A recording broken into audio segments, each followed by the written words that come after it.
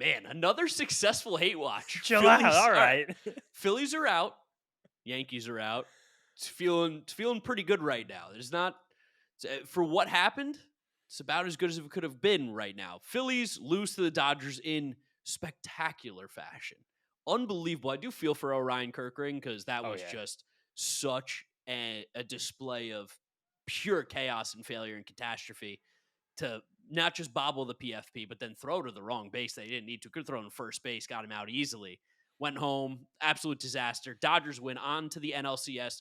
For all intents and purposes, that was probably the World Series, right? I think we could say that. I think it was pretty close to it. Looking around this, watching all of these series, that those did feel like two of the best teams. But also, just I really just can't get over how bad I felt for Ryan Kirkland. Again, like he did screw up like that. He has to worry that, but that was like a lot of the hate flew out of my heart in that moment because I was just like this poor guy. Not for me. The hate is strong. I mean, Phillies fans are in my DMs telling me to do crazy things to myself, calling me gamer words, things I cannot repeat on this podcast because we will lose monetization instantly if I were to repeat them. And I would never use these in my everyday life. But yeah, Phillies are down bad. You got to look at this core and see that they've accomplished absolutely nothing. Again, the goal of every single team in Major League Baseball should be to win the World Series. I understand for some teams it's not possible in one season to be like, we're going to win the World Series this year. But at the end of the day, it's about winning the World Series. You don't win the World Series, it's not necessarily considered a successful season. And especially when you're the Philadelphia Phillies, who, since they got Bryce Harper, they brought in Trey Turner. They this core that they built with Turner, Schwarber, Harper, Castellanos, Alec Boehm, JT Realmuto, all the pitchers. On paper, this team should have won a World Series at some point. Oh yeah. And you go back and you look at their tenure together, and they made one World Series and they didn't win any. So, bit of a failure too here in Philadelphia. And I don't think it's going to be looking the same in 2026 as it was this year. You could feel that the way these guys were talking after the game as well. Because Kirkring, of course, was emotional because that was a career. That was a life altering moment he Yeah, had. that one sucked for him. Yeah. But then you see Kyle Schwarber literally brought to tears. Kyle Schwarber. Like, think about the guys you would expect in the locker room to be crying. Kyle Schwarber's crying because a journalist asked him about the impending free agency. And you do have this feeling for this team that there was a huge missed opportunity in these last 5 years. And if you're a Phillies fan, like, you have to feel the same way, truthfully. Like, you kind of can look back at all these playoff runs by the Phillies. You can point to this play, this at bat, that pitch. And there was always kind of one thing that knocked them off the roll. And while they always had the talent, I thought this core was going to wind up putting a World Series together.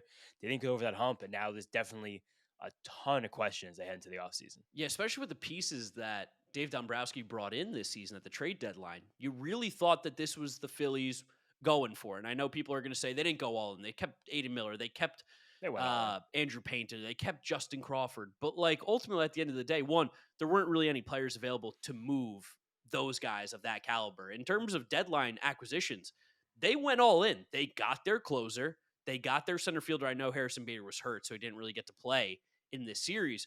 But the Phillies, if you think the Phillies didn't go for it this year, I don't think you've watched baseball over the last any span of time. That team was going to try and win the World Series, and they came up short yet again. They haven't won a playoff series since Garrett Stubbs was popping Budweisers and singing about fuck the Mets when they had the Diamondbacks ahead of them. They have literally not won a playoff series since October of 2023, which is kind of crazy to think about. Again, for that core and that team, I know I'm taking shots at Garrett Stubbs, but just overall, for them to not win a playoff series since they beat the Braves in the NLDS back in 2023, it's a pretty horrible look all around.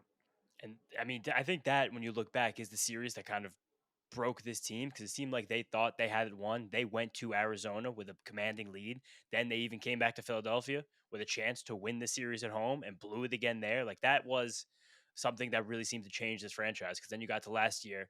They got throttled by the Mets. Throttled. They got Yeah. punched in the mouth. Like you said, the Diamondbacks might have, done the initial blow to the Phillies, maybe a little bit of a stab wound. Shout out Mark Sanchez.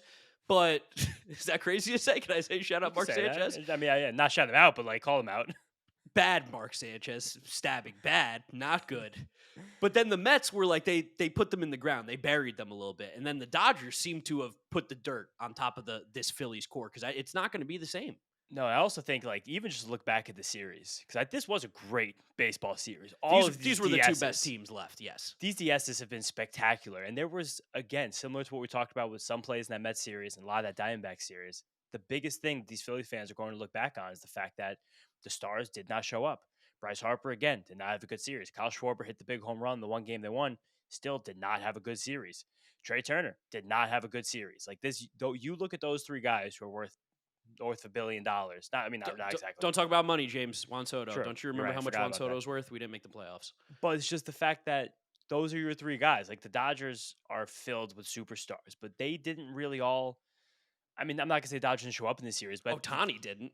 Ohtani definitely didn't. But the Phillies lost this series more than the Dodgers won. I think we can comfortably say that between the Bryson Stott bunt on It Monday was night, crazy. and then the really well executed wheel play by Max Muncy and Mookie Betts, which you see one wheel play every 4 years in Major League Baseball these days. Especially because there's just such a lack of bunting going on, especially sacrifice bunting. You almost never see the wheel play. The Dodgers did execute that perfectly, but also that bunt call in that situation with Nick Not good. Castellanos on second base was brain dead. It was not good, especially when for the first time in that series you had this Dodgers team on the ropes. You And- had the crowd back in the game. If I'm correct, the Phillies, that was the ninth inning, and That was the 8th inning of a but they were down. one-run game. They were down one. Yeah, that's crazy. You just And can't Stott give hits away ninth. outs. You I just know. can't give away outs like that. That's nuts. At the time, the Phillies were losing by one and 6 outs remaining in the game. So one run, it does tie you the game, but it does not win you the game. So you need 2 runs, and you Yeah. have 6 outs. To give one of those up was bad math, and especially the fact that Nick Castellanos on second base. So a lot of the people, especially the Phillies postgame guys, were saying you got a pinch run for him. There wasn't really a pinch runner available. So again, you're bunting a slow runner ahead, and you. Which also crazy to me because how do the Phillies not have a pinch runner available? Well, it's because Harrison Bader's on the roster, but he can't run.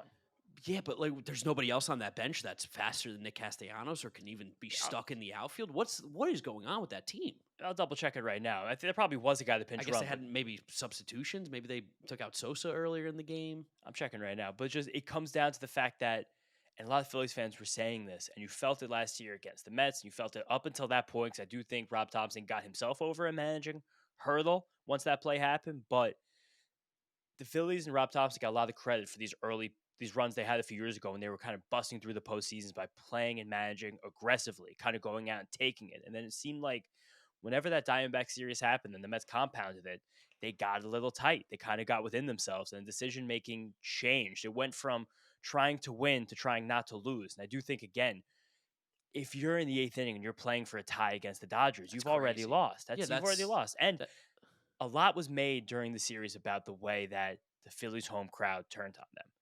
And that was a moment where in that game, that was the first time you got that crowd ripping and rolling because you were staring down the barrel of going to Los Angeles down 0-2, and you can't. You know that you're a dead man walking once that happens. So all these other 50-50 plays that we saw in this game on Thursday night don't matter as much. But to that point when that happens, crazy. So when that Stott bunt happened, Stott already come in the game, Bader to come in the game, Weston Wilson to come in the game, and Max Kepler to come in the game. So and Mundo Sosa had started that game. Okay, yeah. So there yeah, it is. that was it. So every guy on the bench was taken. That's like crazy bench management right there. No, to not have somebody to pinch run for, especially because Nick Castellanos, I think he actually didn't he play well in this series? Actually, he was of all the tremendous guys, this year. He had the go ahead hit in Game 4, and he had the hit that tied the game initially, which is funny because he was playing just full of hate this series. He hates Rob Thompson. He can't wait to get the fuck out of Philly. Also, I did misspeak. That was the 9th inning, not the 8th. That's inning what I was during that saying. bunt. The, yes, the you're right bunt about was that. even crazier. You have, let's just pretend 3 that outs left. there's 0 outs in that inning, right? I think there might have even been. Was there 0 There or was 0, 1? 0 outs. Okay. There were 0 outs. You're like 2 outs to score 1 run. It's nuts. It's insane, especially because even if you get Nick Castellanos to third, who is slow as shit, it's going to take a deep fly ball to still get him in, even if you give up an out. And then if you hit a shallow fly ball or, God forbid, strike out, because the Phillies strike out all the time, like, baseball and fans in general have done this weird thing where they've seen bunting work recently in scenarios and think that bunting needs to come back. And I'm here to just tell you it doesn't. There's a reason we don't bunt very often. There's a reason you don't bunt in the 3rd inning to move a guy over anymore. The number and the math, it doesn't add up. If you want to win baseball games, you need to maximize all your outs. And moving guys over, especially when you're down, it's like one of the worst decisions you could ever make. Also, again, it's the idea that they were playing for the tie, not for the win. Like exactly. You start that inning down 4-1 with Blake Trinan on the mound. You put them on the ropes immediately. Single, double, double. And then I did misspeak because when Stott had bunted, Bader wasn't used yet because he was going to hit for Marsh against Vesia. Yes, because he can't run. And then he wanted, I I think Rob Thompson knew that Bader was going to hit but can't run, so then he was saving Weston Wilson for the Bader at bat in case he had to reach base, and because he would have been the go ahead run at that point. So again, maybe that was him also kind of overthinking a little bit, but still, to give up an out, to give up It's an out, crazy. give up an out. You have 3 outs left Like, the before you're Dodgers staring down the went barrel of elimination. The Dodgers went, thank God. Like, even if they didn't get him at third, they went, thank God you're going to give us an out. Thank God. And also the ball's on them to put that wheel play on because not many teams would do that in a situation like that. Like that And was also, that's why Dave yeah. Roberts is one of the best, too. Because also, to be ready as a team to make that play happen. How many, you last time you practiced that was what? Spring training? for sure. And it's October now? Dodgers are sharp. Like, they're postseason ready. The biggest part of the wheel play is always the guy running over the cover of the base.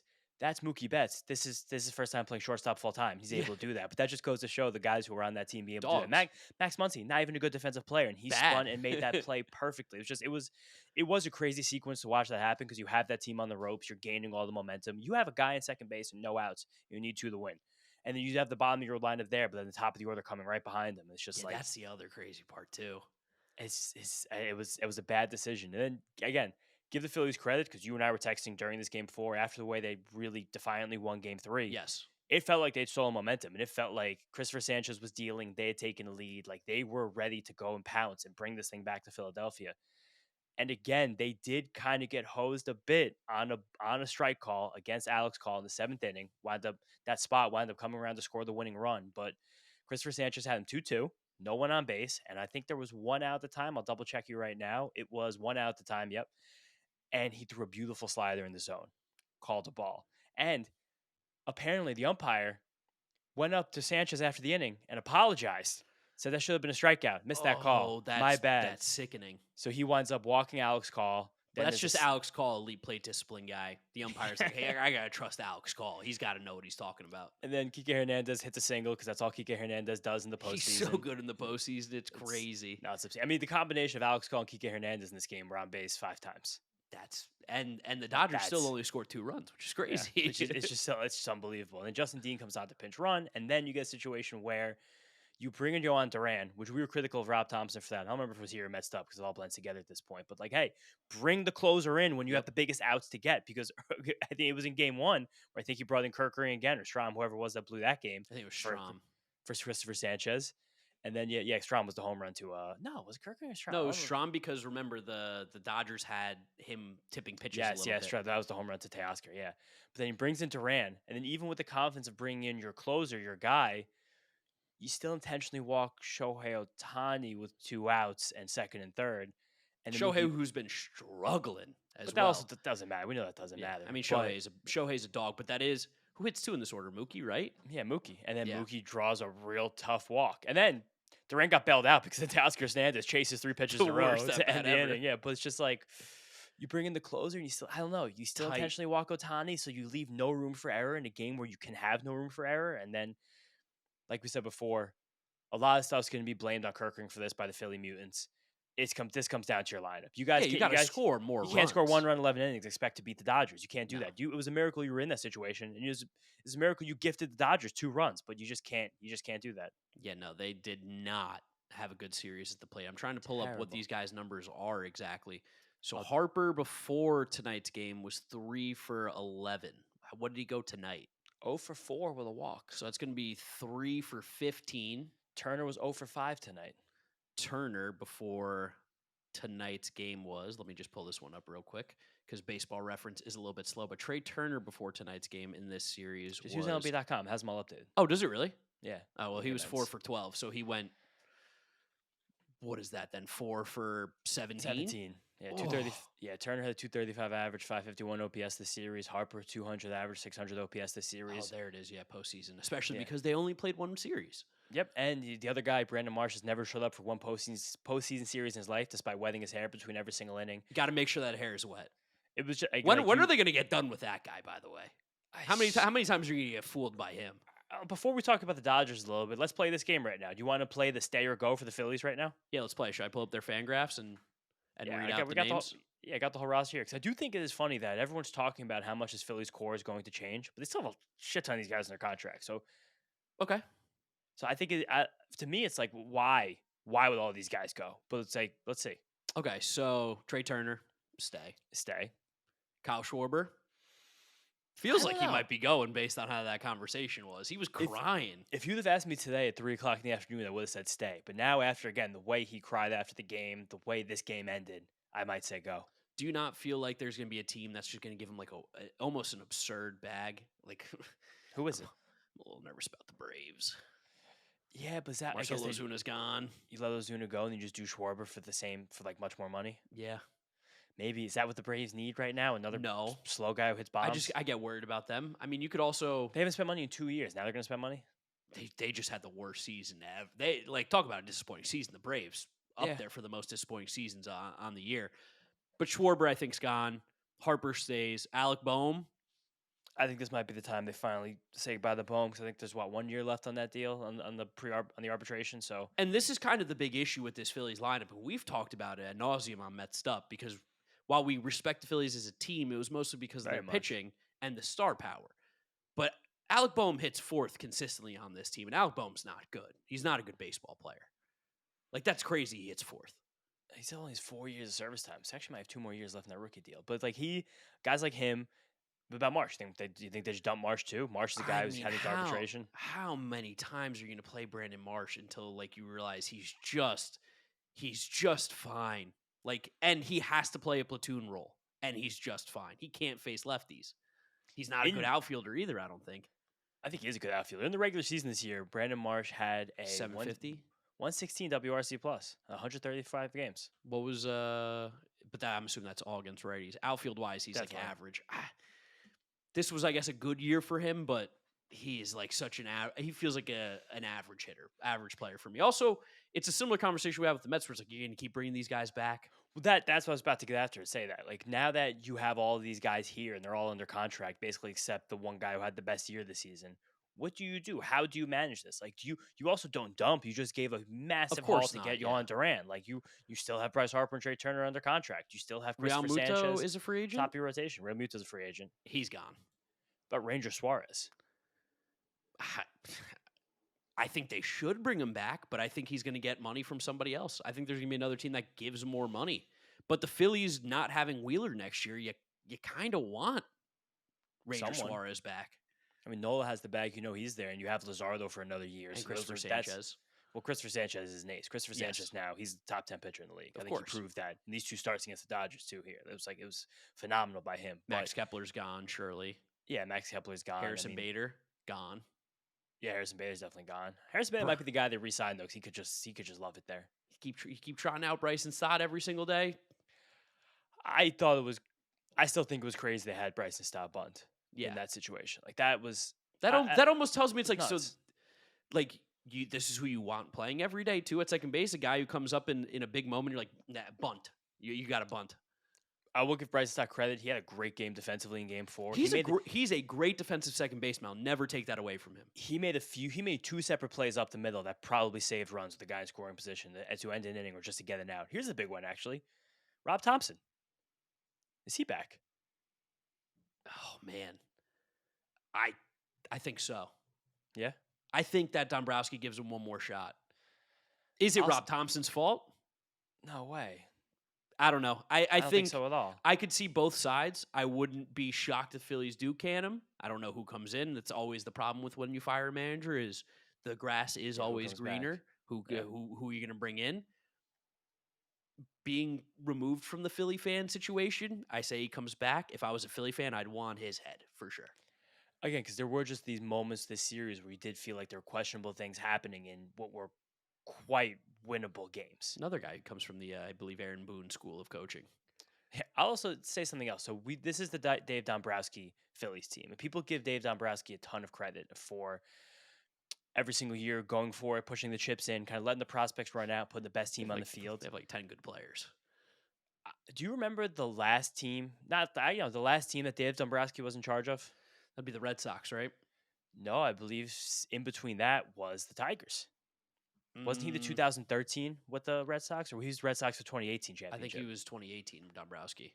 All right, well, Let me just double check. I'm pretty sure he was 2018. Yeah, he was 2015, 2019 with the Red Sox. Yeah. As we're here, then right before that was when he was with the Tigers. Yes. And something kind of similar happened with the Tigers, where in 2011, with an amazing team, lost the ALCS 6 games.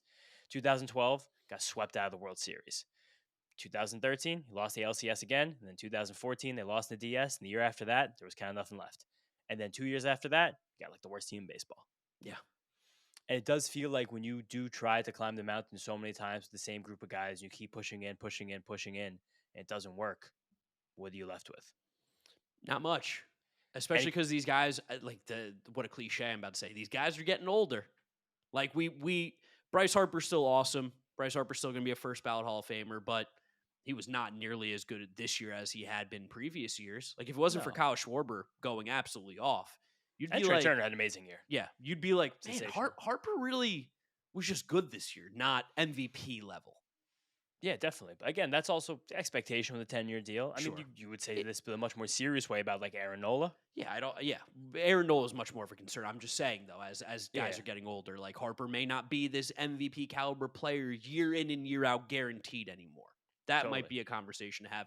He's still a beast, and I'm still terrified every time he steps to the plate because he's one of the best players that we've watched in this generation for sure. But yeah, Nola looks good, looks bad. He's kind of been Jekyll and Hyde this year. I And it's don't know just if you feel great about him next year. with Nola, and you saw it firsthand this series. It's so all about fastball If he throws velocity. 94, he's sick, and if he Yeah. throws 91, he gets absolutely shit on. And that like the Phillies were like, here you go, Rob Thompson. Here's take the first 2 innings. I actually Seven think he did batters. that great. I think he did that perfectly. I did Yeah. think it was weird that he didn't leave him in to face Tommy Kike. Edman. Yeah, Tommy Edman, because Tommy Edman destroys lefties, and right when Ranger Suarez comes in the game, Tommy Bang. Edman blasts a home run. But I think it was just so Suarez could have a clean inning and Suarez can face Shohei. Because Yes. if Nola comes out for the inning, maybe he gets out Tommy Edman, but Shohei, it's a home run. So it's probably the same thing winds up happening. But again, I think that after the bunt, Thompson started managing much better in the series. Yes. But maybe you do leave in Lazardo, though, to face the righties instead of Kerkering, who hasn't really been great the whole Ever. second half. Yeah, for the whole year with guys on base. Like, I understand that situation. Like, if your season's on the line, you don't really want the lefty facing the righty, but you just watched Lazardo destroy this lineup a few days ago. The interesting thing, too, though, with this team is that a lot of money is coming off the books. Like Real Muto, you're clearing his contract. Yeah. Technically, you could clear Kyle Schwarber's if you don't bring him back. That's still up in the air. The Wheeler money is going to get eaten by insurance, as we know. So that's like kind of free-ish money in a way. They probably won't spend that Wheeler money because it still does go against luxury tax, but they have some money to spend. It's just, I mean, like, Castellanos is off the books. They're going to go after Kyle Tucker, surely, right? That's going to be their number one guy. They probably should, but I mean, all this team needs is another guy named Kyle. Trey, Kyle, Bryce, Alec, Brandon, JT, Need Max, more Harrison. Edmundo Sosa on this team. Yeah, it is funny too. Most teams, when you see the way they build out their rosters, it's usually kind of a mixed bag in terms of diversity in the lineup and a very white rotation. This team's the dead opposite of that. Latino rotation, Yeah. white as hell lineup. Incredibly unique. But like, I'm not saying Kyle Tucker's not what this team needs, but you replace Kyle Schwarber with Kyle Tucker, does this team suddenly get over the hump? Probably not. It's probably it's as much as I think Kyle Tucker is a better overall player than Kyle Schwarber. Offensively, Kyle Schwarber is probably more valuable than Kyle Tucker. Probably, and then but you do get him in the field. You get to put someone else at DH. Like, do they double up and go Kyle Tucker, Pete Alonso? Please don't say that. Or That's my biggest fear is Pete going there. Here's another one though. Like, who would fit like a glove on this team with everything we're talking about? Is Cody Bellinger. Like, that's a guy. Yeah, but like, he would. and again, Another guy named Cody though. What a perfect fit. Trey, Cody, Bryce, Alec, Brandon. Amazing right there. Yeah, you're hanging out with Phi Delta Theta. But it is, I don't know. We've gone through so many iterations with this team. And I respect the Phillies. I respect Dombrowski, Thompson, like this whole roster. I don't know what they need. I don't know what gets them over. Painter's also going to slide into the rotation. He's probably going to be nasty. Where you just keep banging your head against the wall at the exact same thing, though, and you're getting further, not closer. It's the same conversation I always like to have, which is if you are not getting better, you are getting worse. And the Phillies haven't been getting better, which means you're getting worse. And that can also be seen by their performances and how far they make it every year.